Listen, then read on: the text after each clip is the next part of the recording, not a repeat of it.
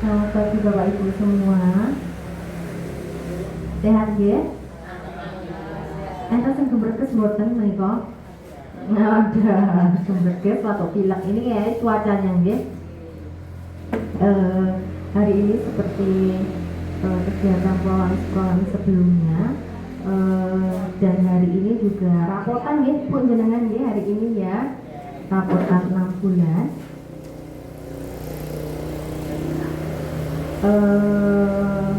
Tentunya pasti ada yang hasilnya bagus, ada yang hasilnya kurang bagus. Itu karena tiap orang hasilnya tetap sendiri-sendiri ya. Nah, nanti jika hasil laboratoriumnya ada yang kurang bagus, nanti akan saya aturi untuk ke rumah sakit dulu. Nanti saya rujuk dulu untuk ke rumah sakit untuk konsultasi dulu sama dokter. Mungkin nanti bisa diganti obatnya atau ditambah obatnya atau nanti perlu pemeriksaan tambahan. Nah, harapan saya nanti Bapak Ibu harus bersedia ya untuk dirujuk ya. Jadi ini bukan saya tawarkan mau atau tidak mboten, tapi memang bagi Bapak Ibu yang hasil laboratoriumnya kurang bagus, memang harus wajib kami kembalikan dulu ke rumah sakit ya. Nanti setelah mungkin sekali, 2 kali atau 3 kali, nanti mungkin bisa kembali lagi ke sini. Ngoten nggih? Dan tidak bisa ditawar ya Bapak Ibu ya. Yang diabetes tanggal 27 itu 10 yang dirujuk. Diabetes tanggal 28 yang kemarin itu lebih banyak lagi, 15 kalau enggak 17 kemarin. Nah, nanti kita nggak tahu hari ini nanti berapa nggih. Beberapa waktu yang lalu saya sempat ikut spelling itu spesialis keliling, dokter spesialis yang keliling-keliling yang ke daerah-daerah yang berpotensi banyak kasusnya. Untuk Hiriwoyo ini kita tidak dapat jatahnya Bu. Jadi mungkin ada banyak pertimbangan, mungkin karena kasusnya tidak sebanyak daerah lain, jadinya Hiriwoyo ini tidak dapat jatah dokter spesialis keliling. Jadi dokter spesialisnya itu datang ke desa ya. Beberapa saat yang lalu itu kami saya diundang ke Kusmantoro yang kemarin itu ada bertemu dengan dokter spesialis dari RSUD. Kemarin itu sempat diberikan materi tentang diabetes ya. Dari sekian banyak materi itu, materinya hampir sama yang saya sampaikan ke Bapak Ibu tiap bulannya, tapi memang ada yang berbeda ya. Bukan berbeda, ada tambahannya. Jadi menurut dokter Sudaryono kemarin itu, olahraga pada pasien diabetes itu sebaiknya jangan terlalu berat dan jangan 7 kali seminggu, tapi paling tidak maksimal 5 kali dalam seminggu saja. Jadi banyak faktor penyebabnya, apalagi beberapa lansia mungkin ada keluhan di lutut ya Bu ya, lututnya belum melampah tebih sakit, di modal sakit. Sebenarnya kalau memang keluhan di lutut itu ada olahraga yang disarankan lainnya seperti renang ya Bu, tapi tidak semuanya kita kan bisa renang ya Bu ya. Misalnya yogur mainan di air ya Bu. Kita kan modelnya mainan di kolam renang, bukan berenang ya. Kancane berenang ke sana kemari putar-putar, kita cuma di situ aja gojek-gojek ya. Itu namanya bukan berenang ya, nggak bisa ya Bu ya. Jadi memang saya sadari memang tidak semua orang itu bisa berenang. Padahal sebenarnya itu berenang itu salah satu ini loh Bu, kemampuan dasar yang harus dimiliki sebenarnya, bisa berenang ya. Karena apa? Berenang, memiliki ilmu bela diri itu sebenarnya harus bisa kita itu, cuma ya entahlah kita terlambat untuk bisa sepertinya gitu. Jadi beberapa olahraga itu memang tidak disarankan pada pasien-pasien apalagi dengan keluhan di lutut. Lututnya para lansia itu satu pasti pelumasnya sudah berkurang, atau bahkan ada yang sampai kerosok kotak-kotak gitu ya, mungkin habis juga ya. Biasanya kalau kayak gitu biasanya terus Bu boleh nggak minta rujukan ke rumah sakit? Boleh ya biasanya ya, terus saya rujuk ke rumah sakit ya, karena memang keluhan di lutut itu, karena lutut itu menopang berat badan kita, Kalau ada keluhan di lutut pasti mengganggu sekali. Jalannya sakit, aktivitasnya sakit. Apalagi bangun tidur, kadang kaku-kaku, linglung-linglung ya. Oke. Nah, pada kasus diabetes itu sendiri, kalau di Indonesia itu termasuk nomor 7 Indonesia itu di dunia ya. Nomor satunya Cina, ada India, kemudian ada Amerika, terus nomor 7-nya Indonesia itu. Jadi sebenarnya cukup tinggi kasus diabetes di Indonesia. Persebarannya merata ya di semua daerah, tidak hanya di wah ini kok Kalimantan ini kasus DM-nya cuma sedikit loh, nggak kayak di Jawa. Boten nggih, mungkin karena penduduk Jawa lebih banyak nih daripada Kalimantan. Jadi mungkin kasusnya akan lebih banyak yang di Jawa. Kemudian ada prosesnya, jadi ada yang memang ada kegagalan insulin. Jadi kita itu sebenarnya di tubuh itu, jadi insulin itu bukan suntian itu ya, suntian itu memang isinya insulin, tapi sebenarnya di dalam tubuh kita itu menghasilkan insulin alami ya. Ada yang tidak bisa memproduksi dari awal, makanya menjadi diabetes tipe 1 atau pada anak-anak.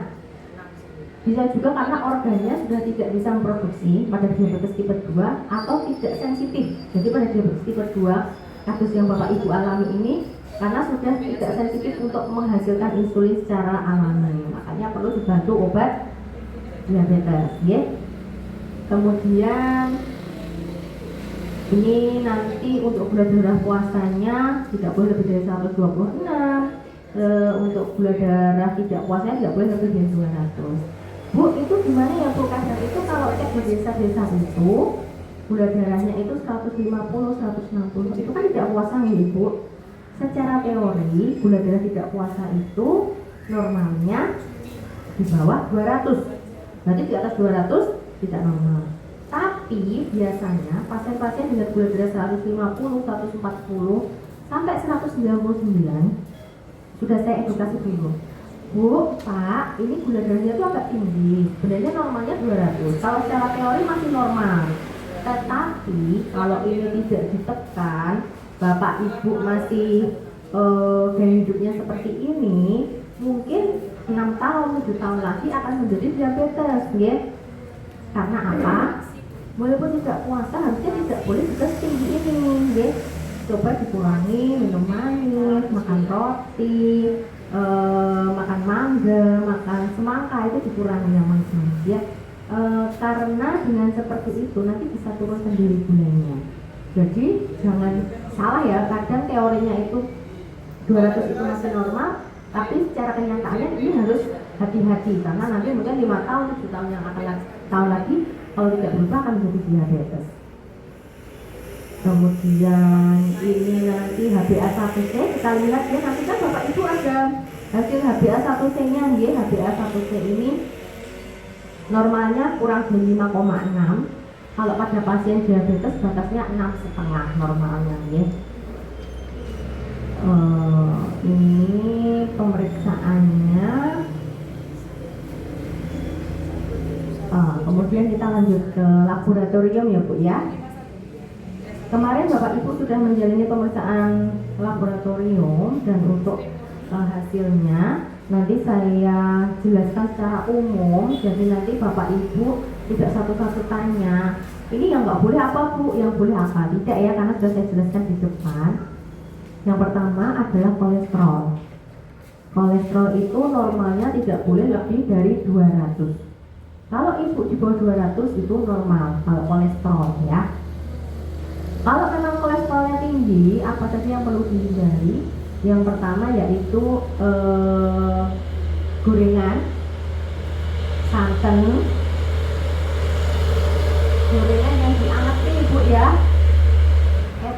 Ibu-ibu itu faktor eman-emannya sangat tinggi. Jadi eman-emannya itu bikin jadi penyakit ya Bu ya. Iya. Kadang masak sayur diangetin 3 hari. Eman-eman kok pusel lombok enak-enak, mosok ya dibuang ya. Bukan dibuang ya, dibagi-bagi ke tetangganya aja. Kadang paginya goreng mendoan, sore eman-eman diangetin lagi ya. Itu tidak boleh juga karena kolesterolnya juga semakin tinggi. Apalagi minyaknya kita pakai minyak jelantah yang dipakai bertahun berkali-kali sampai hitam, nah itu tidak boleh. Nah, selain kolesterol karena gorengan, santan, kemudian ada lagi kuning telur. Bapak Ibu, kalau kuning telur pada anak-anak itu bagus ya untuk pertumbuhan. Tapi kalau seusia kita, seusia saya dan jenengan semua, kuning telur itu sudah tidak terlalu bagus lagi, nggih. Jadi sebaiknya dibatasi. Kalau perlu ya tidak usah makannya putihnya saja. Telur asin kolesterolnya juga lumayan tinggi, jadi jangan terlalu sering. Kemudian ada yang telurnya kecil tapi kolesterolnya tinggi seperti telur puyuh ya Bu ya. Iya katanya Bu ya. Pernah nggak ngoseng-ngoseng telur puyuh ya Bu ya, dikasih lombok, kasih jantan ya Bu ya. Nah, kadang mikirin kita, nek telur puyuh kan kecil-kecil, nek serumah isinya 4, nek 1 bungkus kayak kurang, jadi ini kasihnya 2 bungkus. Satu orang nanti makannya 4 biji ya Bu ya. Padahal 1 bijinya telur puyuh itu kolesterolnya 4 kali telur ayam. Satunya loh Bu ya, itu kecilnya segitu itu 4 kali telur ayam. Jadi kalau 1 orang ibu, umpamanya ibu makan 4 telur puyuh sama dengan makan telur ayamnya, kolesterolnya berapa? 16 telur ayam loh ya. Kan lebih baik dengan ngoseng telur ayam daripada telur puyuh ya. Kalau pada anak-anak boleh telur puyuh, tapi pada usia kita sebaiknya tidak boleh terlalu sering, bahkan ditinggalkan. Ini bukan perkara cilik-cilik ya Bu ya. Ternyata cilik-ciliknya itu jahat untuk usia kita, nggih. Kabeh jeroan juga sama seperti itu. Jeroan juga dikurangi dan dihindari. Kadang ya itu ibu-ibu itu kan faktor eman-eman, nggih. Pas belah pitik ada hatinya, ada kulitnya, ada butune ya. Nah itu buat anak-anak boleh ya Bu ya. Nek nggo jenengan ya nggak usah ya. Kemudian yang kedua ada HDL. HDL itu kolesterol yang baik kalau katanya ya. Kolesterol yang harus lebih dari normal. Itu biasanya kalau rendah itu kekurangan di buah dan sayuran ya. Jadi jenengan mungkin ada yang kurang pada buah dan sayuran. Kemudian juga bisa kurang pada ikan-ikan. Bu, gereh itu ikan bukan Bu? Ya bukan ikan yang ada HDL-nya ya. Dia ikan yang kurang sehat ya sebenarnya nggih. Boleh tapi jangan terlalu sering. Karena ikan-ikan gereh itu karena gini Bu ya, faktor manusia itu nek dahar itu kurang seger, tapi nek dahare karo gereh karo sambal bawang segeran ya. Tapi jangan terlalu sering ya, karena gereh itu kan ikan yang sudah diolah, asinnya tinggi ya, membuat hipertensi, nggak ada gizinya.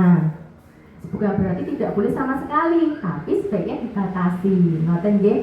Kemudian gereh itu semua gereh loh Bu ya, gereh layur dan gereh apalah semacamnya itu ya. Kemudian yang ketiga ada LDL. Nanti coba dilihat LDL-nya. Di sini batasnya 130 Ibu. LDL itu kalau kata orang kolesterol yang jahat, ya. Kolesterol yang harus dihindari juga. Sama seperti kolesterol yang tadi yang dikurangi sama. Bapak Ibu ada yang remen alpukat. Remen alpukat ya Bu ya. Alpukat itu kalau buahnya itu bagus buat kesehatan, antioksidannya tinggi. Kalau antioksidan tinggi berarti kan membuat awet muda mungkin ya Bu ya, antioksidan ya Bu. Tapi ya ora terus kayak mulus meneh itu kayaknya enggak mungkin. Tapi ketika alpukat itu ketemu gula sama susu, jadinya kolesterol ya. Kalau alpukat dimakan alpukat kok bagus, tapi sangat bagus malahnya. Tapi ketika ketemu karo susu sama gula, itu menjadi kolesterol tinggi. Jadi dengan lemak ya, jadi lemak ya, jadi harus dihindari juga ini untuk jus alpukat yang dengan susu dan gula. Kemudian ada trigliserid. Nah, trigliserid ini biasanya Bapak Ibu jarang sekali ngeceknya, karena ini awam biasanya orang awam itu tahunya kalau cek itu ya kolesterol, asam urat, gula ya. Padahal ada komponen yang kadang kita lupa, trigliserid Ibu. Trigliserid itu normalnya kurang dari 200. Ketika nanti lebih dari 200, yang perlu dihindari apa Bu? Tepung-tepungan, gorengan. Tepung yang digoreng itu kados bakwan, ya, mendoan. Tempe itu sebenarnya bagus, antioksidan juga, probiotik malahan, yaitu membantu fungsi pencernaan kita. Bahkan katanya kalau kucing itu diare itu disuruh ngasih tempe rebus katanya biar bisa mampet ke diare. Karena memang benar tempe itu probiotik. Katanya kalau diare itu harus banyak-banyak makan tempe ya, katanya biar cepat mampet. Memang dia probiotik, jadi menjaga kesehatan pencernaan. Tapi ketika jenengan gorengnya pakai tepung, itu nanti jadi bukan probiotik lagi, nggih. Jadi sudah menjadi kolesterol bahkan trigliserid.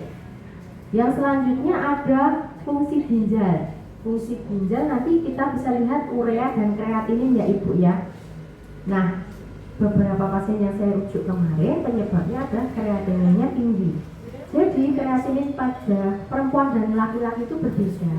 Kalau perempuan itu batasnya 1,1, kalau laki-laki 1,3. Bu, lah itu kalau naiknya nanti 1,2 gimana? Kalau naiknya cuma sedikit, biasanya saya suruh stop teh kopi. Saya suruh stop dulu teh kopi. Tapi kalau naiknya rentangnya tinggi, harusnya normalnya 1,1 kok Ibu 1,6, 1,7, tetap saya rujuk dulu. Saya konsultasikan dokter penyakit dalam. Begitu juga pada bapak-bapak. Jadi kalau ini 1,3, kemarin soalnya ada yang 2,6 sampai ya. Karena kita waspada gangguan ginjal pada pasien-pasien diabetes. Bukan kita terus nggak senang bapak ibu ngambil obat di sini, bukan. Kita senang, tapi saya juga takut Bu kadang itu kalau hasilnya itu kurang bagus terus tetap kita lanjutkan obatnya, ternyata ada obat yang perlu ditambah atau obat yang perlu diganti, kita kan nggak tahu ya. Jadi karena itu sudah ada resep dari dokter spesialis, jadi makanya biasanya tetap saya kasih rujukan ke rumah sakit. Beberapa kasus kreatinin yang tinggi ini biasanya beberapa tanpa keluhan ya Ibu ya. Jadi pada kreatinin fungsi ginjal yang tinggi itu tanpa keluhan. Bahkan pasien-pasien yang kemarin itu sempat saudara saya itu masuk rumah sakit itu karena tidak bisa buang air kecil, kemudian di kateter. Setelah di kateter di USG, setelah di USG ada pembesaran prostat ya Bu. Kalau bapak-bapak kalau susah buang air kecil atau pipisnya netes itu kan biasanya karena prostat. Ternyata selain prostatnya membesar, ada infeksi, ada bentuk ginjal.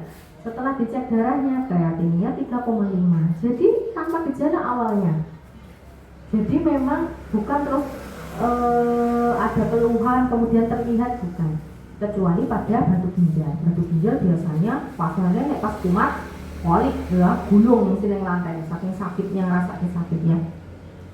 Kemudian kemarin ada pemeriksaan ini ya Bu ya, urin ya. Kan kemarin disuruh bawa air kencing ya. Itu akan diperiksa albuminnya. Apakah ada albumin pada urin atau tidak? Karena seharusnya ada batas maksimal berapa albumin itu ada di urin kita.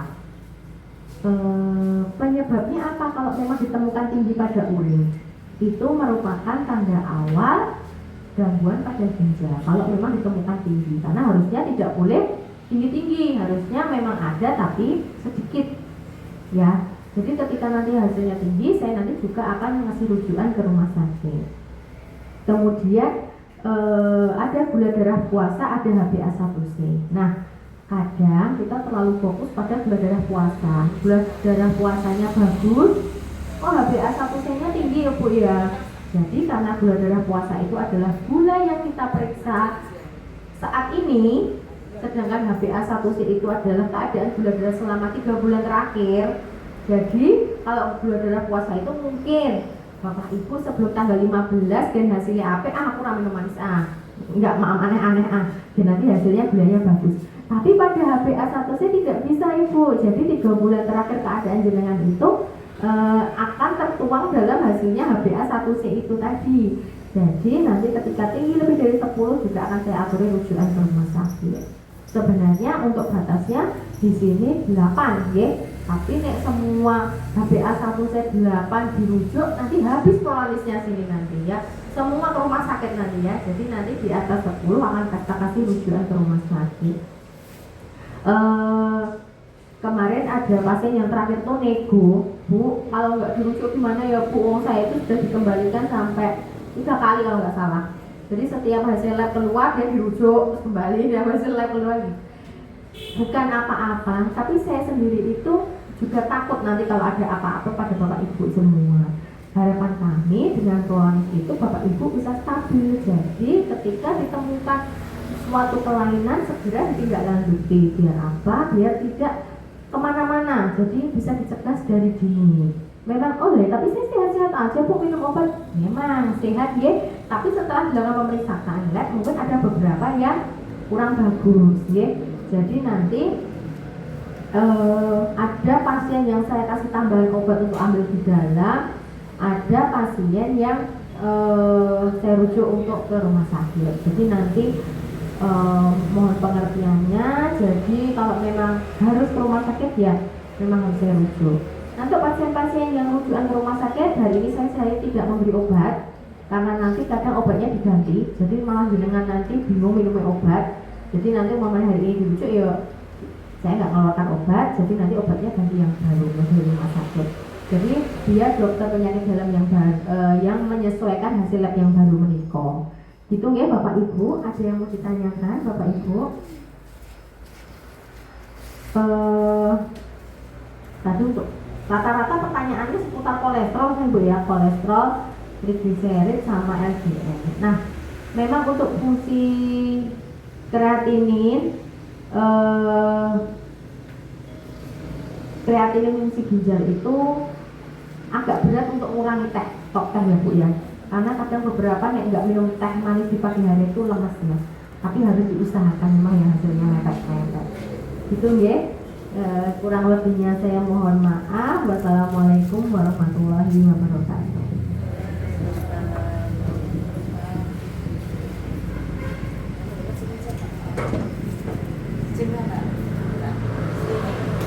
Nomor 11.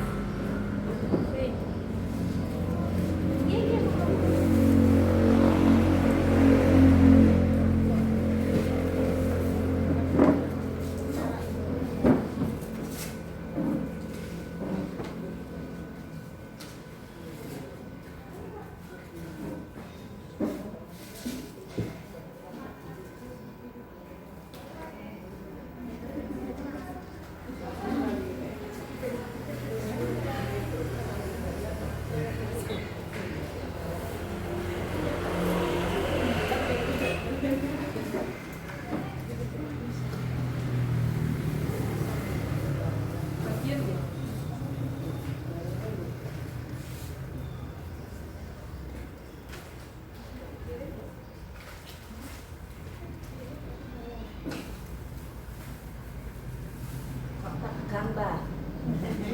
Dedek. Dedek bahasa. Oh iya. Ada obat dokter Novi. Kok tangan sing kono Novi sing. Aku dapat permata kulit tangan nggih, ben boten tak. Betul sih enggak apa-apa. Ya.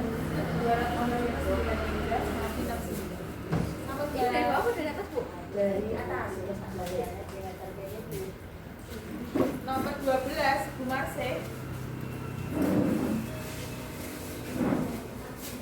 Sutina.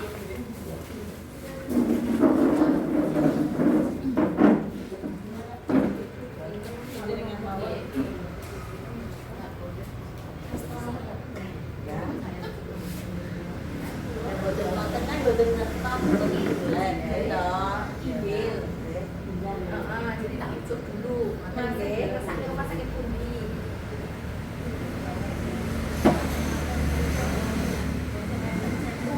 Gak usah hari ini, besok aja. Atau besok nanti. Tapi ya pun suwe-suwe.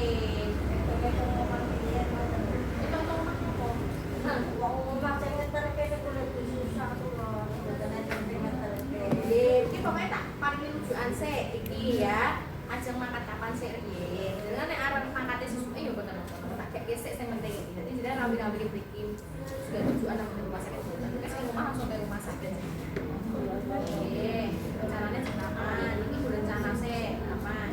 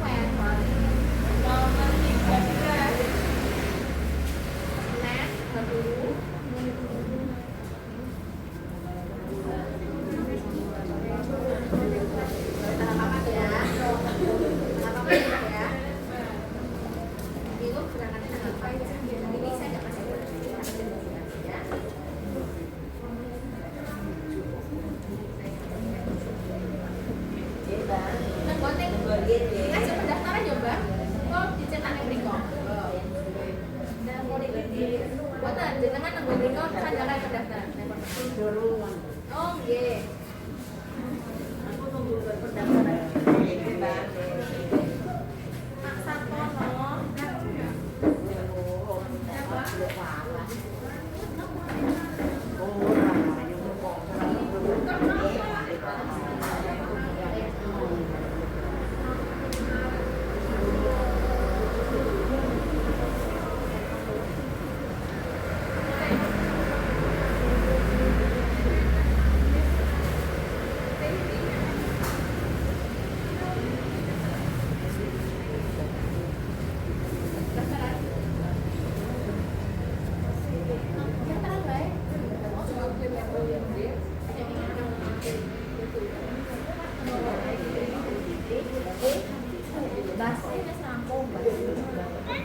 Pak Sartono.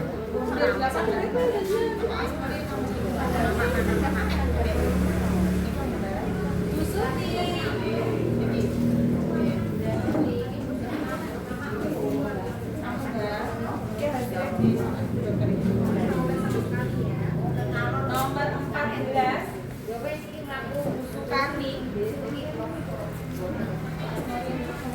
Ya, ya.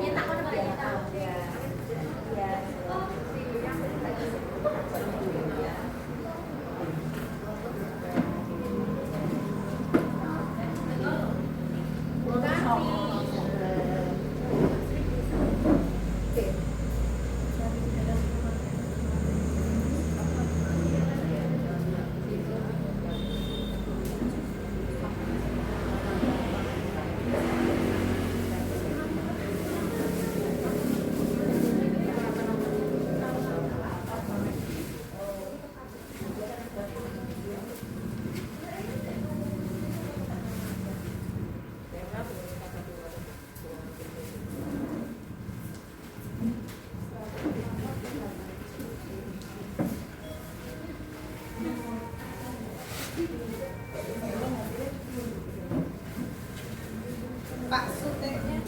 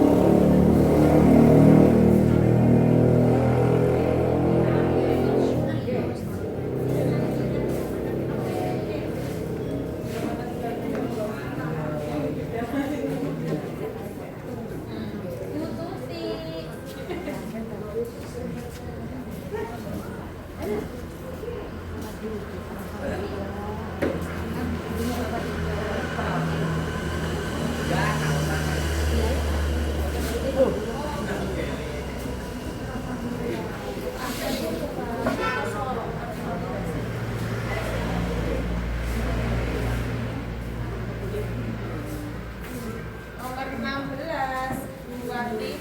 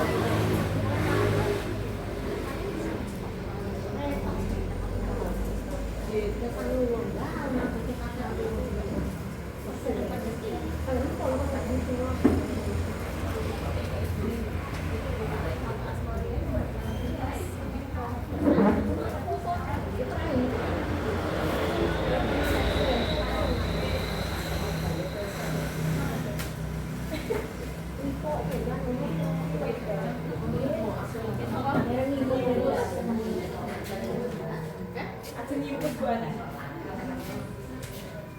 Ini kalau pikir ya. Nomor 17 Pak Kateno. Warsi. Pak Kateno gitu. Oh, Pak Asmani nomor 17.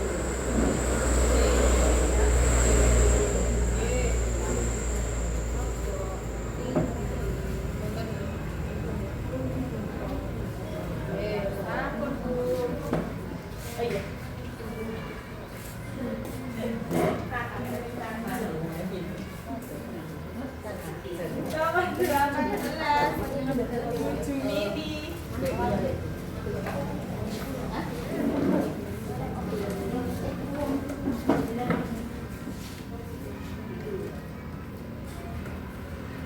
Jumidi deh, tuh kata kawanku sih nggak bisa. Kasih tau nomor HP kita. Lah yang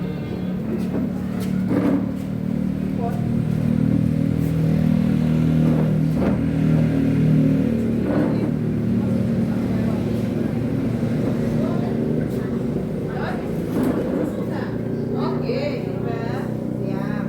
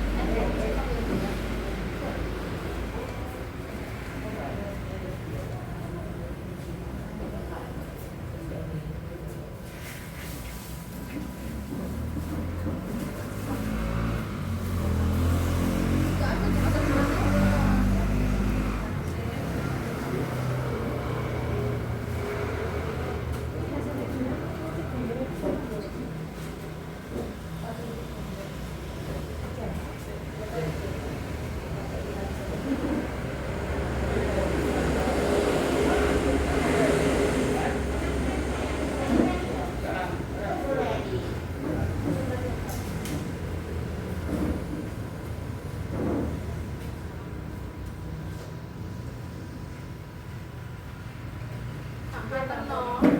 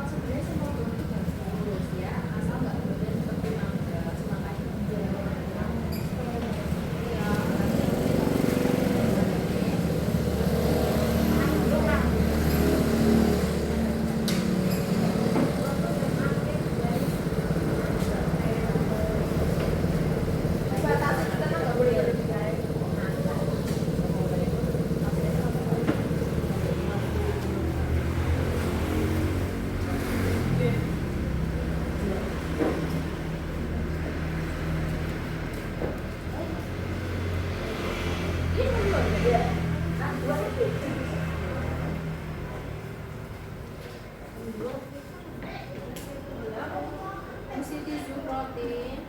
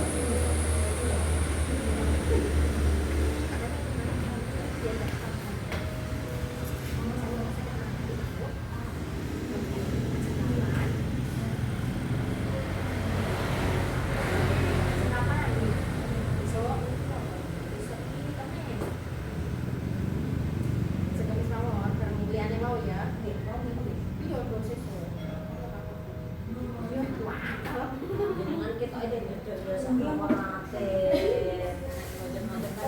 apa mana sepini Bu? Saya ini 15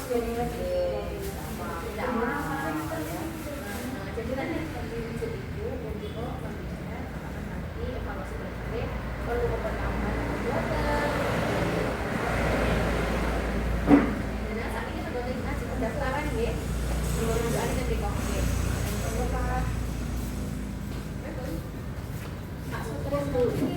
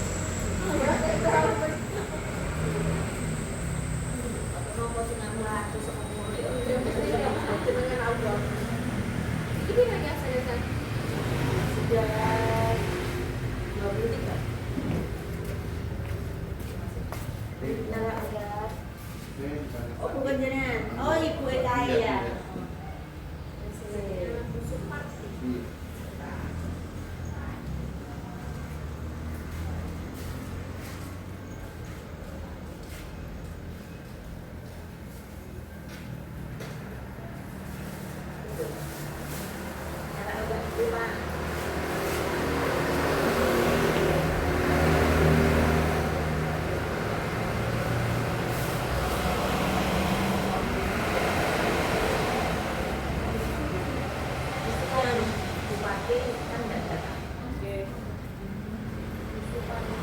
Sudah tak? Biasanya Oh iya. bulannya sih nggak terlalu tinggi, tapi besarnya 800. Gorengan stok dulu nih kan, tidak boleh sama sekali. Bapak, nomor dulu juga nomor 4.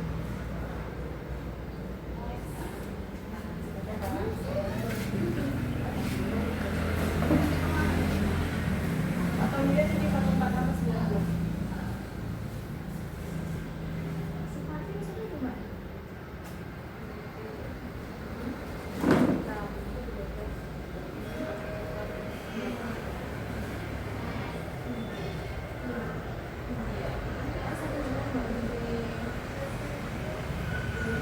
kan nek sing sekolah itu kudu LDL mbak.